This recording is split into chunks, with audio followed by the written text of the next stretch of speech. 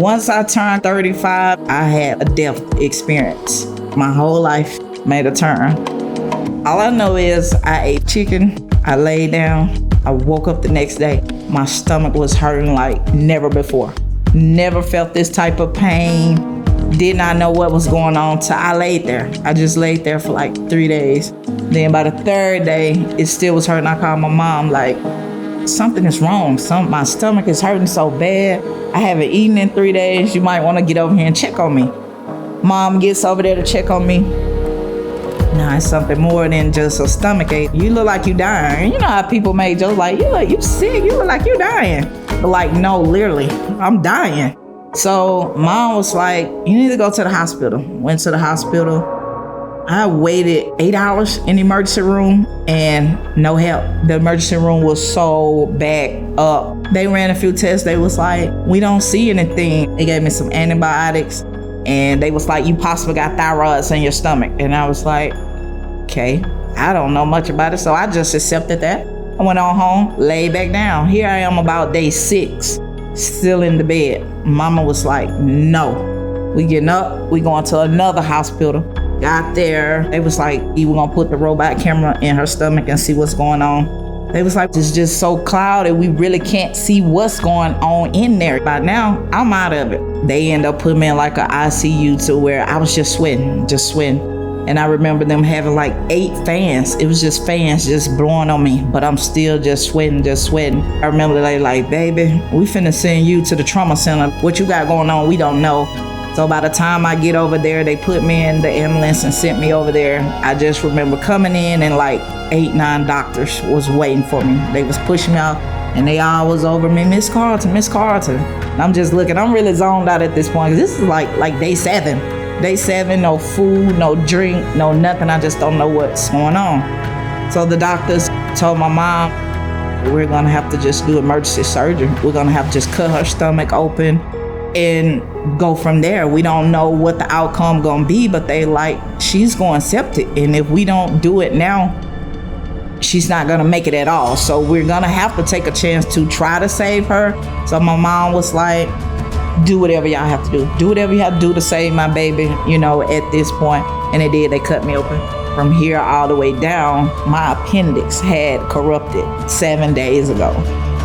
So by the 7th day, when they cut me open, the poison had already gotten into my bloodstream.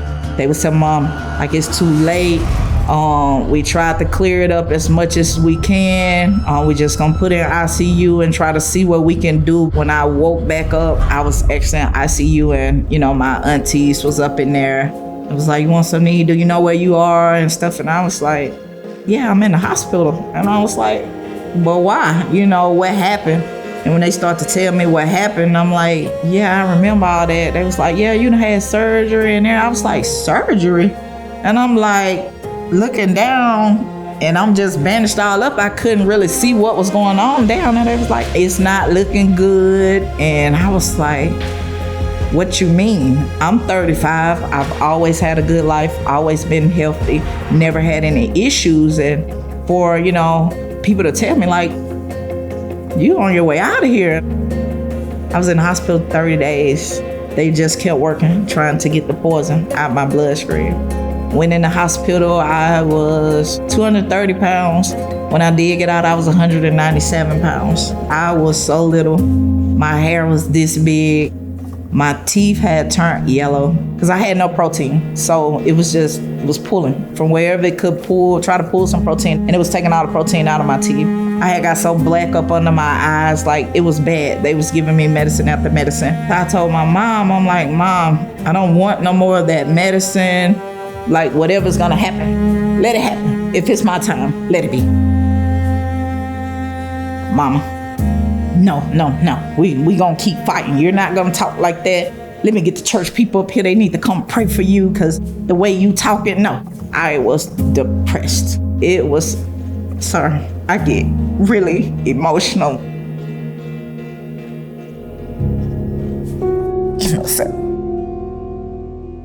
I really had a death experience. That's something I never thought that I would deal with. And, me thinking at this point, Is God gonna take me because of my lifestyle? I prayed more then than I've ever prayed in my whole life, with, asking God, keep me around, keep me here. I know I have a purpose here. I know I have people that love me. Just let me get through this. I just asked the doctors, be honest with me. If I'm dying, let me know that so I can go ahead and prepare my family. Don't let it just happen. I felt like if we knew ahead of time, we could more prepare. So they was like, just keep the faith. We're doing everything we could do. And my pastor came and prayed for me. My relationship with God couldn't have been any stronger those 30 days that I laid in the bed. I'm helpless. And that's what hurted me the most. It's like, you can't do anything for yourself. I've always been a strong person. I've always been the person that everybody came to. I've always been the person that everybody wanted to talk to. But here I am. Now I need somebody to talk to. I need a shoulder to lean on. So it's like coming in contact with that, it broke me. When I left there, my stomach, it was still wide open. They couldn't close it back because of the poison in my bloodstream. And if they close me back up, it's like, putting poison back in the box. And once you open the box, guess what? It's still there. So they was like, that's why it's gonna take you so long to heal, because your stomach is gonna have to close up on its own. So they sent my mom home with a bunch of stuff. They was like, she's gonna need care all the way around. So every day my mom had to stuff my stomach with garbage. I never saw what was going on until one day I was like, Mom, let me see. And she was like, you really wanna see? I was like, yeah, I wanna see. When she showed my stomach, I looked down and I passed out. And for now I was like, okay, no, I never wanna see it again. When you change it, I'ma just put a pillow over my head because I hate blood. I had to start learning to walk all over again because I had been down, sitting down and laying down for so long. It's like when you finally get up to try to take a step, I'm looking down like, there's no way I don't know how to walk. I know how to walk. Your body doesn't know what to do. So it's like you're training your body all over again. It depressed me really, really bad. And I just found myself crying and stuff. Today was like, put you on some medicine. I'm like, I'm not taking that. I'm not taking that. Like, I'm not depressed because of y'all thinking I'm just depressed. No, I'm dealing with some stuff with God. I'm dealing with trying to figure out what God trying to tell me. I'm trying to wonder, is God accepting what I have going on? I'm trying to figure out if God, like, you either gonna get right or I'm just gonna bring you up here with me. In so many words, I'm gonna bring you up here with me if you don't stop liking women. And I'm like, don't take me, Lord, because I love women. I'm sorry. I'm sorry. This is me. This is who I am. So just after praying about it so much, I woke up, I had my answer like, nah, God got better plans for me. I got to get myself together. I'm sitting here killing myself and battling myself because I'm worried about if this is why I'm down. And I'm like, I've been liking girls since 15. 20 years done passed by. Why now? And I'm like, that's not it. At that point, I'm like, it was just my time. It was my time to be sick.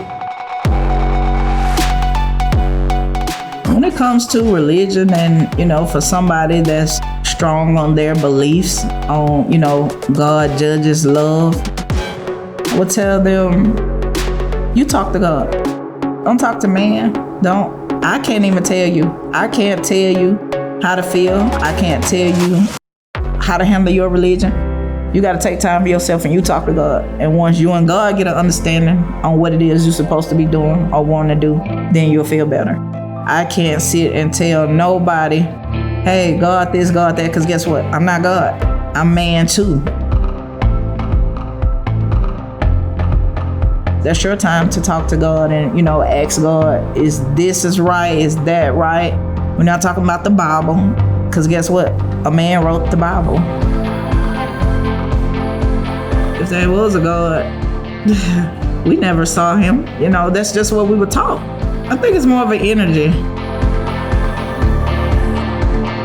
When you're growing up, you could teach a person and drill it into them all the time. You drill it, that's just what they're gonna believe. And growing up, and you go to church and the pastor supposed to study his Bible. He has this book that that's just like math.